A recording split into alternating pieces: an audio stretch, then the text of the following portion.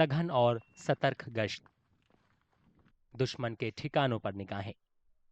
नियंत्रण रेखा पर तैनात भारतीय सेना के जवानों का कहना है कि वे सीमा पार से अपने दुश्मनों से किसी भी तरह के दुस्साहस का माकूल जवाब देने के लिए तैयार हैं।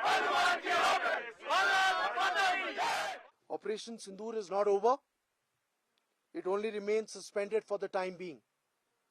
And therefore, the Indian Army remains alert, ready, and if challenged again, we will respond yet again, not with words, but with fire and resolve of the nation.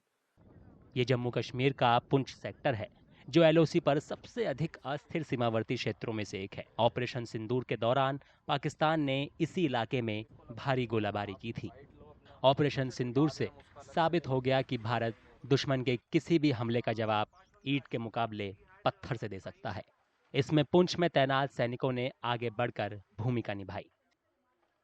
Pahalgam हमले के जवाब में भारत ने न केवल पाकिस्तान के कब्जे वाले कश्मीर और पाकिस्तान में आतंकवादी ठिकानों को निशाना बनाया था, लेकिन पाकिस्तान ने भारत में सैन्य चौकियों और नागरिक ठिकानों पर गोलाबारी करके कायरता का परिचय दिया।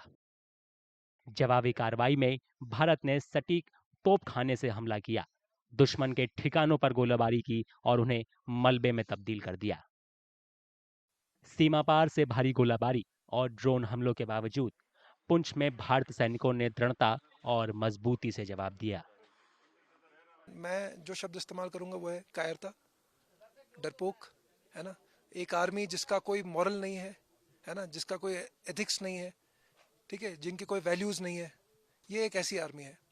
6-7 की रात को जब इन्होंने अग्रिम चौकियों को एंगेज करना शुरू करा, साथ ही साथ इन्होंने हमारे निर्दोष नागरिक हैं उनको भी एंगेज करना शुरू करा। वहाँ पे इनडिस्क्रिमिनेट इन लोगों ने आरटी के राउंड डाले, आरटी फायर डाला, मोटर फायर डाला, लेकिन इंडियन आर्मी ने उसको मुंह तोड़ जवाब दिया। और जितनी भी इसकी फॉरवर्ड पोस्ट थी, सिर्फ केवल इसकी जो फॉरवर्ड पोस्ट है, जो मिलिट्री टारगेट है, उसको एंगेज करा।